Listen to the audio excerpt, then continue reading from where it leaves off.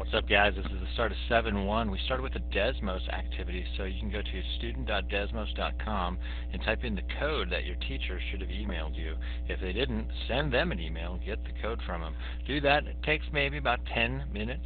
Go to student.desmos.com, give that guy a try, then come back to the video.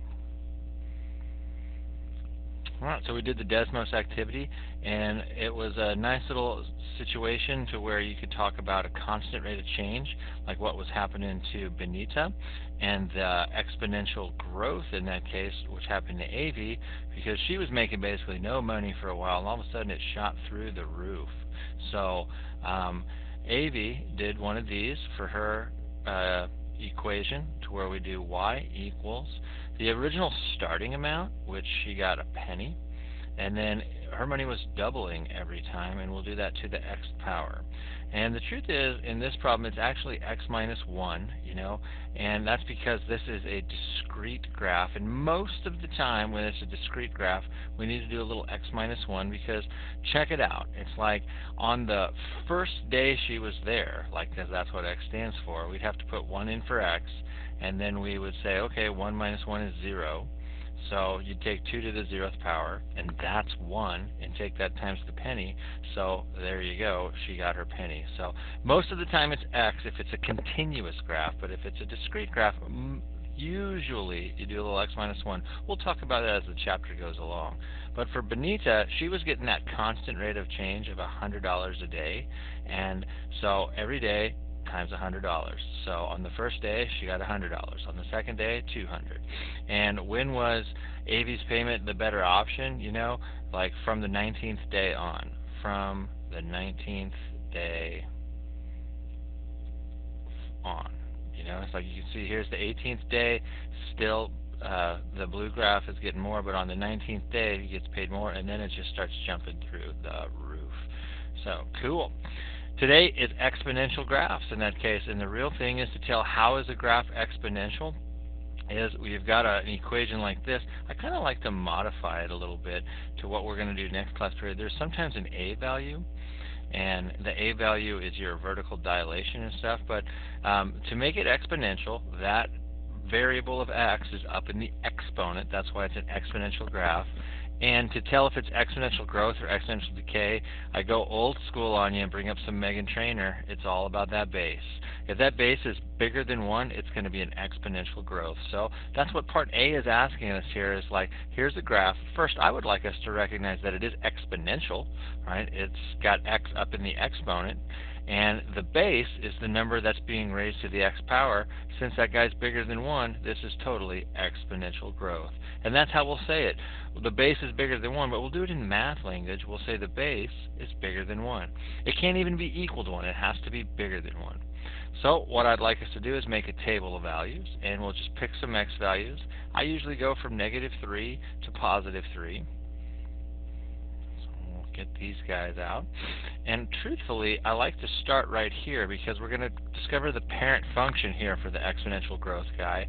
Because if x is 0, we got to put 0 in for x. You get 2 to the 0th, which is 1.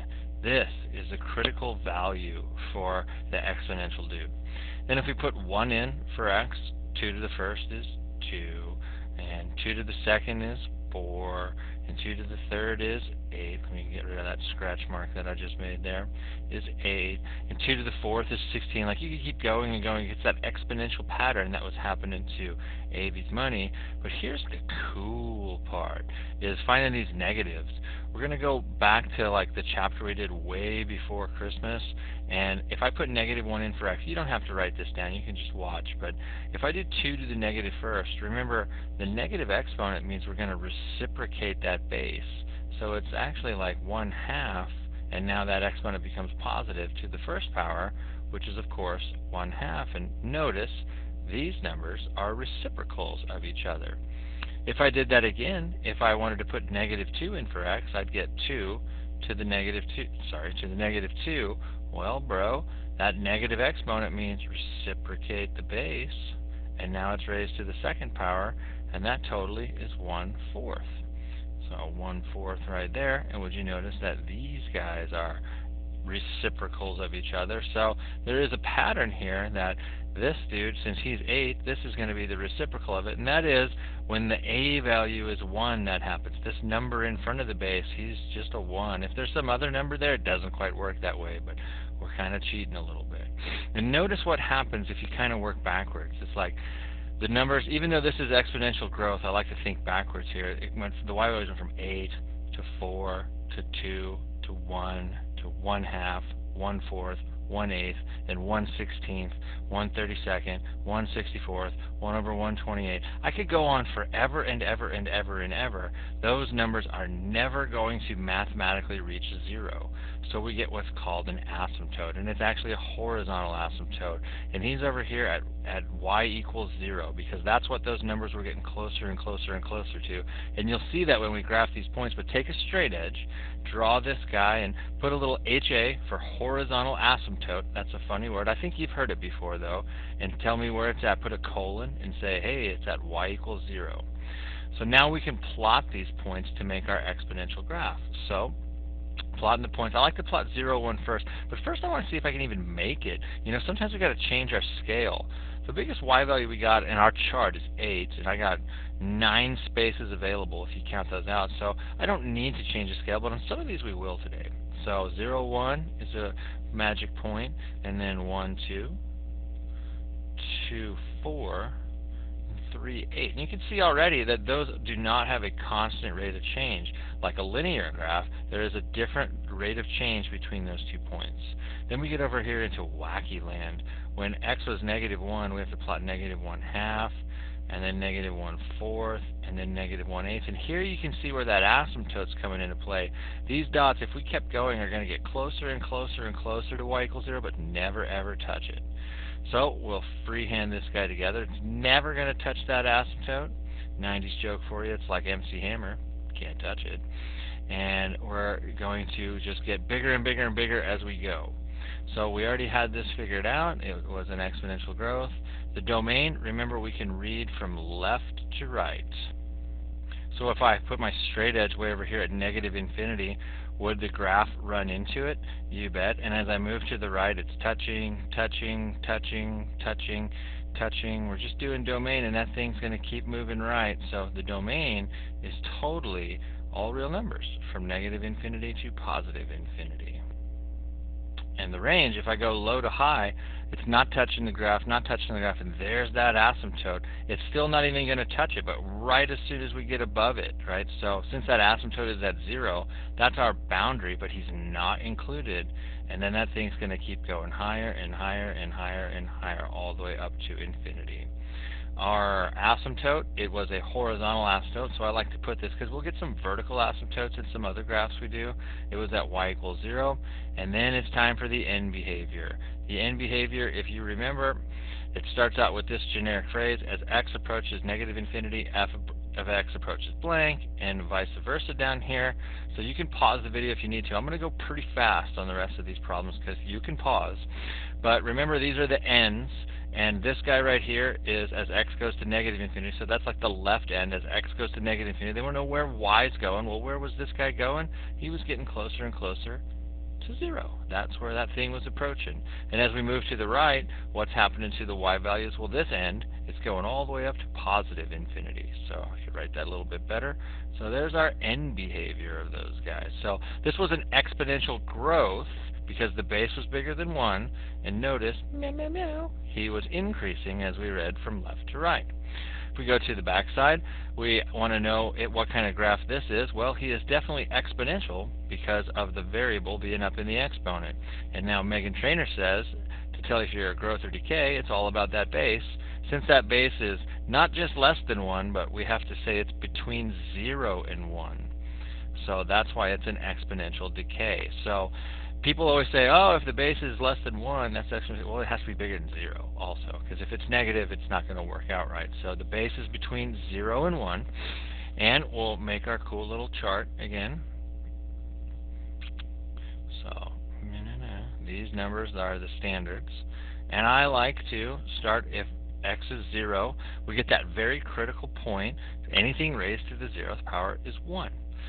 And I'll do the positives next. 1/2 to the first is 1/2. 1/2 to the second is 1/4. And 1/2 to the third is 1/8. And remember, cool trick, if that number doesn't get multiplied by anything but 1, these are just the reciprocals, because, dude, that's what negative exponents are all about. And then where is our asymptote? Well, again, you'll see these numbers are going to get closer and closer to 0, but it's time to learn the shortcut. We're going to learn this next class period anyway, but it's all about the purple note card and whatever's being like added or subtracted. We usually add that k value. It does your shifting up and down. Well, because nothing is being added or subtracted to this guy, the horizontal asymptote is always going to be at y equals 0 if they don't add anything here. So that's pretty nice. And then we can plot these points real quick. So 0, 1. Again, I can make it counting by 1, so I don't need to change the scale. 0, 1, but 1, 1/2, 2, 1/4, and 1/8. And here's where they start getting larger. So neato burrito. Connect those dots together as best I can. I could probably do a little bit better job than that, but this is an exponential decay. We already had this filled out. Notice how the graph looks in comparison. It is decreasing from left to right, and the domain is still the same. You go from left to right, your straight edge always touches, and the lowest this guy goes is still 0, but you can't touch it because there's an asymptote there. Is a horizontal asymptote also at y equals 0. And let's do our end behavior. Again, if I'm going fast, you pause. It's like I know that this is kind of an easy lesson, so we're trying to make it as quick as possible. But as x approaches negative infinity, f of x, that's this end. He's the guy going to the left. He's going to go up to infinity. And then as x approaches infinity, that's as x gets bigger and bigger and bigger, this dude's going down to 0. So these are the basic parent exponential growth and exponential decay problems. It doesn't have to be a 1/2, it could be a 1/3, it could be a 1/4, or whatever the base is. If it's between 0 and 1, but they don't do any crazy stuff to it, that's like your parent function. So let's keep on keeping on. But now we get a little decimally. Those were nice, neat fractions, like a 1/2, or the other ones were 2 in front of it.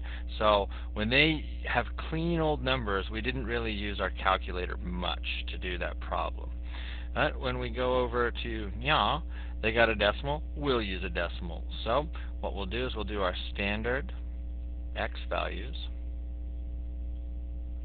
And we're just going to go to the graphing calculator and go to y equals and totally type in, is this button, 1.25 to the x power. And we're going to let the table of values do the work for us. The problem also said round to the nearest hundredth, which is 2 decimal places. So since it's nice and decimally, we'll roll with it. Hey, you can pause and totally use your calculator to get these numbers. Alright, now that we got those written down, our horizontal asymptote, since they didn't add anything, is still same spot as before, and we'll plot all these cool points. So the bad thing is they're so shrinky-dink together that what we're going to do is, like, I'm not going to count by ones. It's like, dude, the biggest this thing really got up to was basically 2 in that case. So I'm going to count by 0.25s or fourths in this guy. So it's so tightly compact, we want to use as much of the graph as possible. So I'm going to count by 0.25s, and then I'm going to plot my points.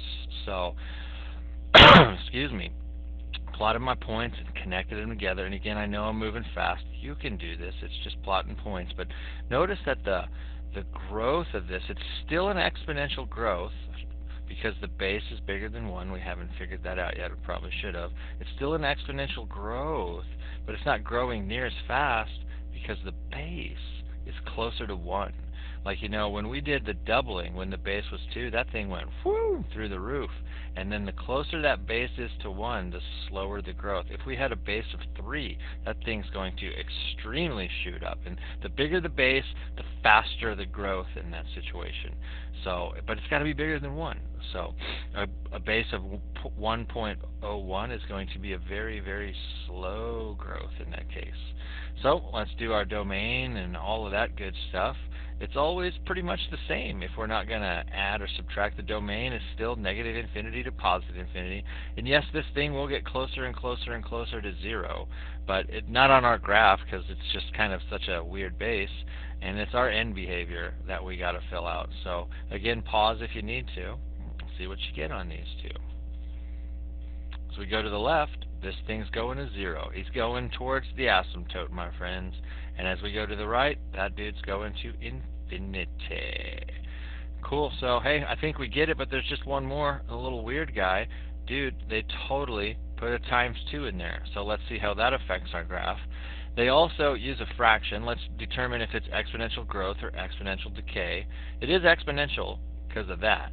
But is it exponential growth or exponential decay? Like, should we focus on the 2 or the 3/4?